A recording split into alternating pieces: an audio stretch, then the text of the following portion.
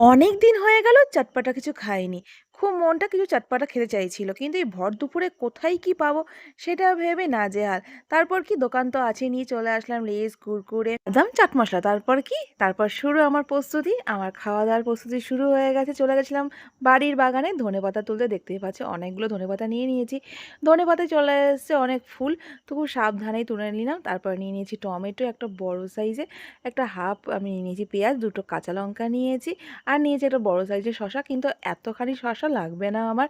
এবার প্রথমে আমি পেঁয়াজগুলোকে কুচি কুচি করে কেটে নিলাম, তারপরে এত বড় টমেটো নিয়েছি কিন্তু হাফটা রেখে দিলাম, এতটা লাগবে না। পেঁয়াজটা যেমন আমি কুচি করে কেটেছি, টমেটোটা সেভাবে আমি কুচি করে কেটে নেব। আর এই যে দেখতেই পাচ্ছ, কিন্তু এখানে আমি একটা জায়গায় মিস্টেক করে ফেলেছি, দানাগুলো সরিয়ে ফেলা দরকার ছিল আগে, কিন্তু সেটা করিনি। তাই একটু জলজলা ভাব চলে এসেছে। তারপরে কি, তারপরে আমি শসাটাকে হাফ করে নিলাম, দিয়ে এটা ছুলে নিলাম।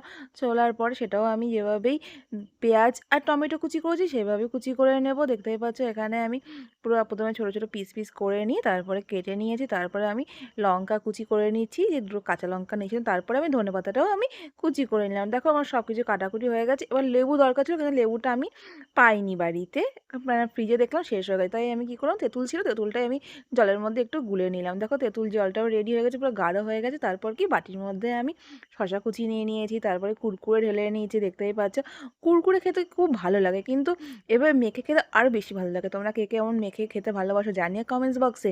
তারপর নিয়ে নিলাম দুটো প্যাকেটের লেজ। তারপরে নিয়ে নিয়েছি দেখো পাউরুটি থেকে এই মশলাটাও নিয়ে এসেছিলাম, যেটা খেতে খুব দুর্দান্ত লাগে, শুধু খেতেও খুব ক্রাঞ্চি লাগে। তো আজকে তো আমি খাওয়া পুরোপুরি সব কিছু একসাথে মাখামাখি করে, তো দেখতে পাচ্ছি দুটো প্যাকেট নিয়ে এসেছিলাম, সেটাও আমি দিয়ে দিলাম। কিন্তু পাত্রটা হয়ে গেছে অনেকটাই ছোটো, মাখামাখি করতে অনেক অসুবিধা হচ্ছিলো। এরপর আমি টমেটো কুচি, পেঁয়াজ কুচি, ধনেপাতা সব কিছুই আমি দিয়ে দিলাম। এবার মিক্স করতে হবে। এবার মিক্স করতে গিয়ে সত্যি পাত্রটা আমার অনেক ছোটো হয়ে গেছে বলে মনে হচ্ছিলো। তারপর উপর থেকে চাট মশলা দেওয়ার পরে আমি একটা অন্য পাত্রে শিফট করলাম। তারপর এটা আমি মাখামাখি করলাম, হালকা উপর থেকে লবণ দিলাম, আর একটুখানি সামান্য তেলও দিয়ে দিলাম। তারপর দিয়ে দিলাম আমার মেন ফেভারিট জিনিস আজকের, সেটা হচ্ছে তেঁতুল গলার জল। হ্যাঁ, আমি যতটা পেয়েছি তেঁতুল গলার জল দিয়ে দিয়েছি, টক টক লাগবে বলে। যেহেতু একটু স্পাইসি হচ্ছে, একটু টক টক ঝাল ঝাল না হলে হয় না। তারপর দেখো অলরেডি এটা রেডি হয়ে গেছে। তারপর উপর থেকে আমি বাদাম ছিটিয়ে দিলাম। বাদামের পরিমাণটা অনেকটা কম হয়ে গেছে, কিন্তু বাদামের ভাগ তো কেউ নেবে না। আমি এখন ভয়েস দিচ্ছি, আমার জিভে আবার জল চলে এসেছে। তোমাদের কার কার এরকম জিভে জল চলে আসলো কমেন্টস বক্সে ভুলবে না বলতে। আজকের ভিডিওটি ভালো লাগলে অবশ্যই লাইক কমেন্ট শেয়ার করে পাশে থেকো।